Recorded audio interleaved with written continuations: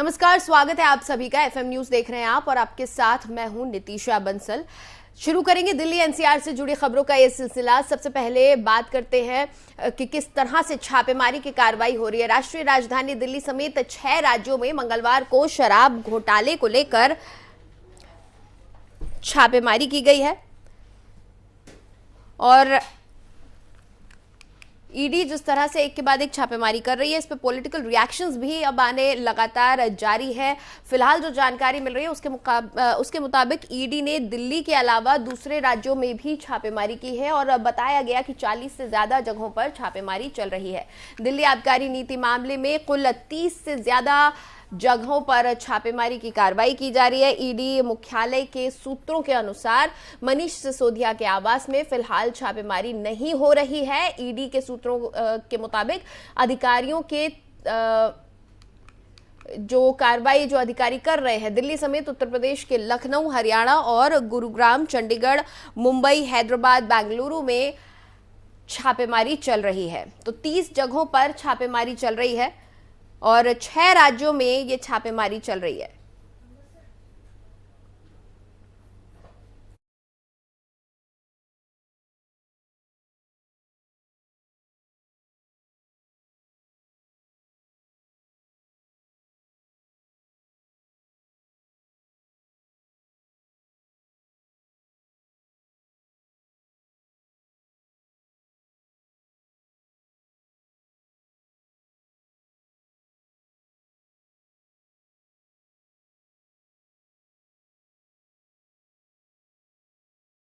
जानकारी के साथ मेरे सहयोगी अजीत फोन लाइन पर जुड़ चुके हैं, उनसे हम बातचीत करेंगे। अजीत, लगातार छापेमारी की कार्रवाई हो रही है। शुरुआत हुई थी मनीष सिसोदिया के घर से, दफ्तर से, फिर उनके लॉकर तक पहुंचे और अब ये जो छापेमारी की कार्रवाई है 6 राज्यों तक पहुंच चुकी है। पहले सीबीआई और अब ईडी। आबकारी नीति को लेकर छापेमारी लगातार जारी है। 30 जगह पर ये जो छापेमारी हो रही है, इसमें अब तक क्या जानकारी आपको मिल पा रही है?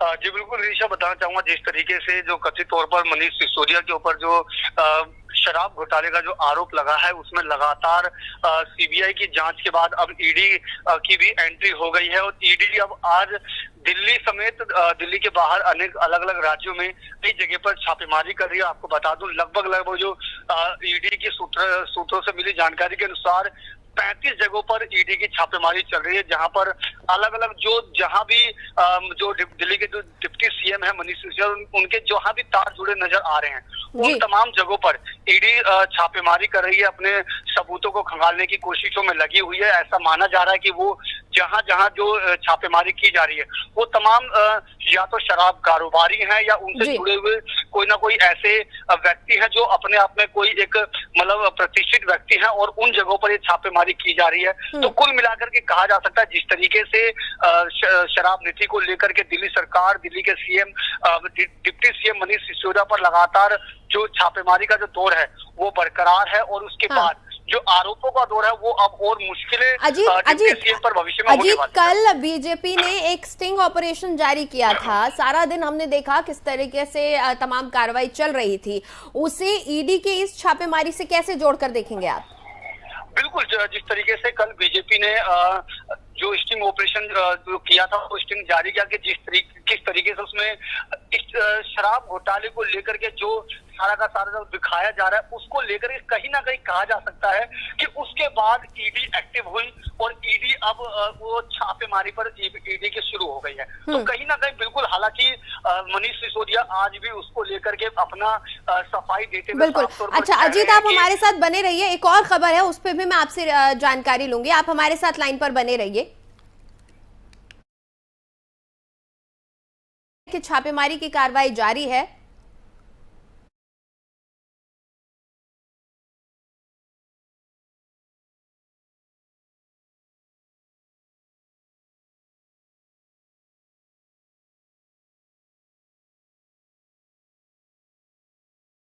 तो दिल्ली के डिप्टी सीएम मनीष सिसोदिया ने आबकारी नीति मामले में हुए कथित घोटाले में ईडी की छापेमारी पर प्रतिक्रिया दी है।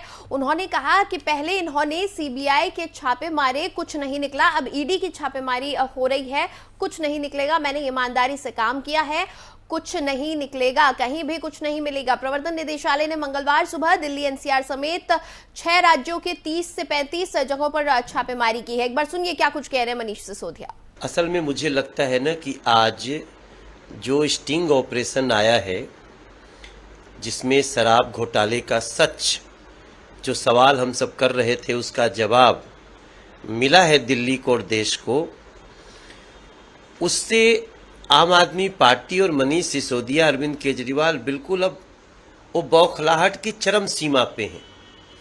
तो इसलिए जैसे ही ये स्टिंग आया, इन लोगों ने एक ऐसा झूठ परोसा मुद्दे को डाइवर्ट करने के लिए, और उसके बाद जैसा सीबीआई का जो कड़ा प्रतिक्रिया आया है, मुझे लग रहा है कि एक मनीष सिसोदिया जी अपनी एक स्वयं से ही भारी मुसीबत मोल लिए हैं। आप सोचिए, सीबीआई का स्टेटमेंट है, 2 बहुत इंपॉर्टेंट बात कर रही है सीबीआई कि कोई भी क्लीन चिट मनीष सिसोदिया को इस शराब घोटाले में नहीं दिया गया है।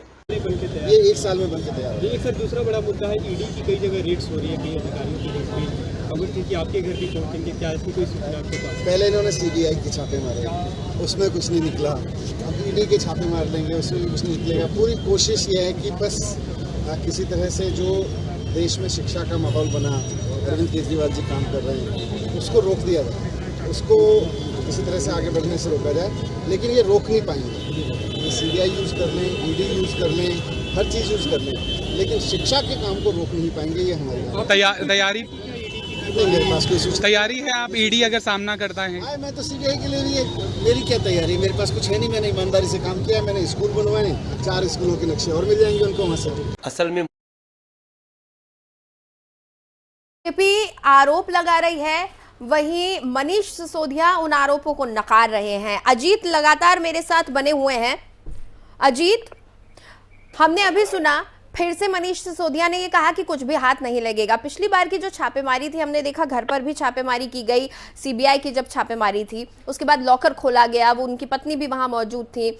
लॉकर के बाद अब ईडी छापेमारी कर रही है, आबकारी नीति से ही जुड़ी हुई है। हालांकि इसमें मनीष सिसोदिया के घर पर नहीं छापेमारी की जा रही है, बाकी जो कड़ियां हैं आबकारी नीति की वो खंगालने की कोशिश की जा रही है। तो इन सबको आप किस तरीके से जोड़ते हुए देखेंगे? ये सब सिर्फ और सिर्फ गुजरात चुनाव से जुड़ा हुआ नजर आ रहा है या फिर कुछ और भी है? बिल्कुल बताना चाहूंगा, जिस तरीके से आम आदमी पार्टी और बीजेपी जो आरोप प्रत्यारोप का जो घमासान जो शुरू हुआ है, ये लगातार जारी है। और कहीं ना कहीं जो जिस तरीके से आपने कहा कि गुजरात इलेक्शन, बिल्कुल आम आदमी पार्टी ने गुजरात का अपना दाव शुरू किया कि गुजरात में भी वो अपनी पार्टी का विस्तार कर इलेक्शन लड़ेगी। तो उसके बाद से ये सारा का सारा जो आरोप और प्रत्यारोप है वो शुरू हुआ।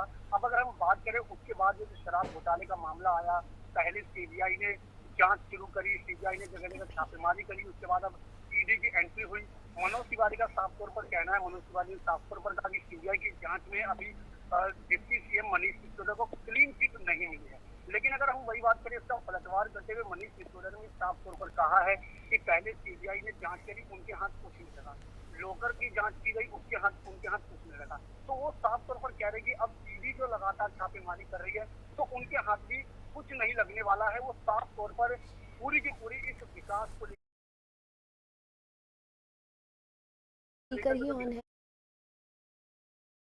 अपना पलटवार करते हुए जी। अजीत, हम ये देख रहे हैं गुजरात चुनाव में अरविंद केजरीवाल और मनीष सिसोदिया दोनों काफी एक्टिव नजर आ रहे हैं। आम आदमी पार्टी कह रही है कि उन्हें अच्छा सपोर्ट मिल रहा है।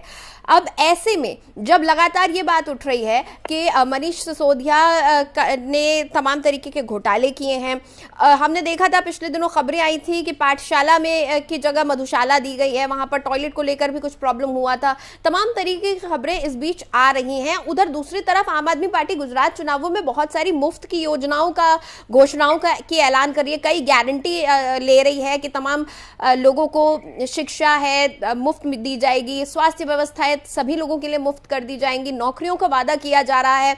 इन तमाम चीजों को कैसे जोड़कर आप देखते हैं किस तरीके से आम आदमी पार्टी साकार कर पाएगी, क्योंकि दिल्ली में एक तरफ से घिरी हुई है, दूसरी तरफ गुजरात में वो तमाम तरीके की घोषणाएं कर रही है, और तीसरे मोर्चे पर कहीं ना कहीं मोदी वर्सेस केजरीवाल स्टैब्लिश करने की कोशिश की जा रही है 2024 तक के लिए। बिल्कुल, जिस तरीके से लगातार जो ये मुद्दा उठ रहा है, अगर मैं बात तो शुरुआत अगर मैं शुरू तो दिल्ली से हम ले जा सकते हैं, क्योंकि दिल्ली में आम आदमी पार्टी ने बिजली और पानी मुफ्त देने की बात की।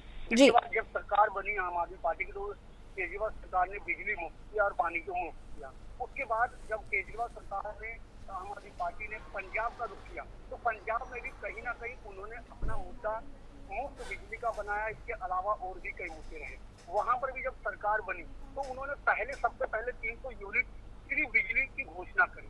अब इसी मुद्दे को लेकर के, इसी हथियार को लेकर के आम आदमी पार्टी गुजरात में एंट्री कर रही है और वहां पर भी 300 यूनिट फ्री बिजली का दावा करेगी सरकार जब आम आदमी पार्टी की बनेगी तो वो बिजली मुफ्त देगी। इसके अलावा भी और कई जो घोषणाएं हैं वो इनकी तरफ से की जा रही है। तो कहीं ना कहीं जिस तरीके से आम आदमी पार्टी का जो पुनवा है जो बढ़ रहा है, आम आदमी पार्टी जिस तरीके से अलग अलग राज्यों में विस्तार कर रही है, तो कहीं ना कहीं ऐसा कहा जा सकता है कि आम आदमी पार्टी का जो आत्मविश्वास है वो पहले के मुकाबले बढ़ा है। और उसके बाद अब आम आदमी पार्टी ने इंडिया को नंबर 1 बनाने की जो कैंपेनिंग जो लॉन्च की है, हाँ। तो कहीं ना कहीं शायद वो भी एक बहुत बड़ा इशू है, बहुत बड़ा एक मुद्दा है जो केजरीवाल वर्सेस मोदी का जो आज जो बात सामने आ रही है। तो कहीं ना कहीं इस वजह से भी केजरीवाल और वर्सेस मोदी की बात सामने लगातार आ रही है और 2024 की पूरी ये रणनीति अभी से ही कहीं ना कहीं तैयार करने की कोशिश की जा रही है ताकि